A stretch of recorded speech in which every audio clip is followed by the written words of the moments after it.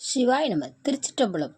ஸ்ரீலங்கா கண்டியிலிருந்து சுமார் 27 கிலோமீட்டர் தொலைவில் அமைந்துள்ள மாத்தளை முத்துமாரி அம்மனை தான் நான் இப்போது தரிசனம் செய்ய போகிறோம்.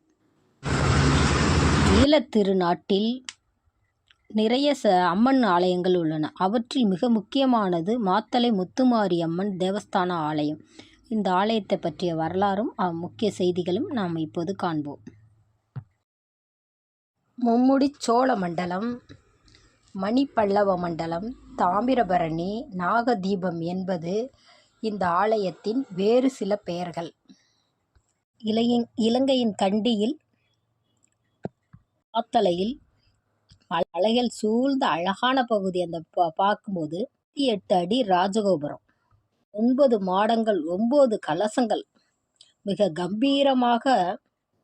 அதில் 1008 தெய்வ திருவுருவங்கள், அதாவது பதுமைகள் அமைக்கப்பட்ட முதலாவது இலங்கை இங்கத்திற்காகவும் பிழைப்பிற்காகவும் இந்திய வம்சாவளியினரை இலங்கை நாட்டிற்கு வரும்பொழுது அப்படி வந்த மக்கள் சிறு சிறு பகுதியில் தங்கினார்கள்.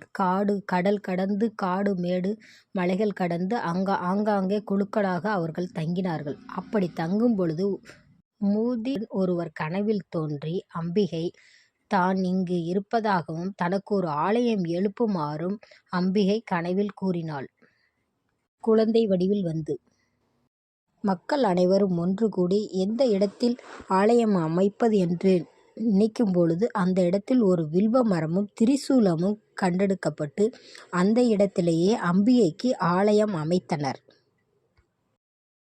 தினமும் வந்து போகும் பக்தர்களுக்கு தங்கள் தெரிந்த முறையில் பூஜை செய்து கொண்டிருக்கும் போது திரு நல்லமுத்து என்பவர் காலையிலும் மாலையிலும் இறைவிக்கு விளக்கிட்டு முடிந்தவற்றை செய்தார். சிவகங்கையை சேர்ந்த திரு கருப்பண்ணன் என்பவர் அம்பாள் இப்படி வெட்ட வெளியில கூரைக்கு நடுவில் இருக்குன்னு சொல்லி அவர் ஒரு கொட்டில அமைத்து பூஜைகள் முறைப்படி செய்ய உறுதுணையாக இருந்தார்.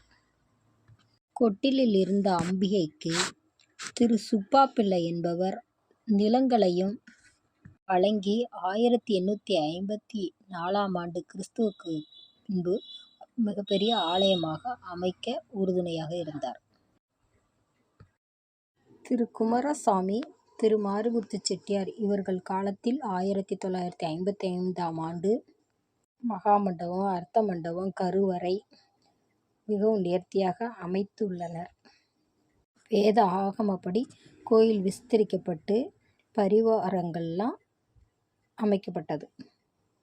இந்த ஆலயம் காலையில் 6 மணியிலிருந்து மதியம் 12 மணி வரைக்கும், மாலையில் 4:30 மணி முதல் 8 மணி வரை தரிசனத்திற்காக பூஜைகளும் நடைபெறும். 1934 ஆண்டு கட்டுத்தேர் வடிவில் சிவன், அம்பாள், விநாயகர், முருகன் தேரே இருந்தது. பின்னர் பஞ்சரத தேர்களாக வடிவமைக்கப்பட்டது. அதன் பின் வரலாறை பார்ப்போம். ஒரு தேரானது 6 வடிவங்களை கொண்டு நிர்மாணிக்கப்படுகிறது. கலை, தத்துவம், வண்ணம், புவனம், மந்திரம் என 6 வகையில் வடிவமைக்கப்படும். 6 வகை பொருள் கொண்டு ஒரு சாரீரமாக அமைக்கப்பட்டது இந்த ஆலயத்தில் உள்ள தேர்.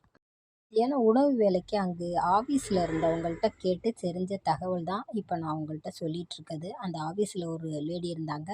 அவங்க தான் இத்தனை தகவல்களும் சொன்னாங்க. அந்த புத்தகத்துலேயும் இருந்தது. ஆனால் புத்தகத்தை நாங்கள் வாங்கலை, கொண்டு வர முடியாதுன்றதுனால அதில் தெரிஞ்சதை ஃபோட்டோ எடுத்துக்கிட்டு இப்போது நான் உங்களுக்கு பதிவு பண்ணி விடுறேன். இத்துடன் விடைபெறுகிறேன்.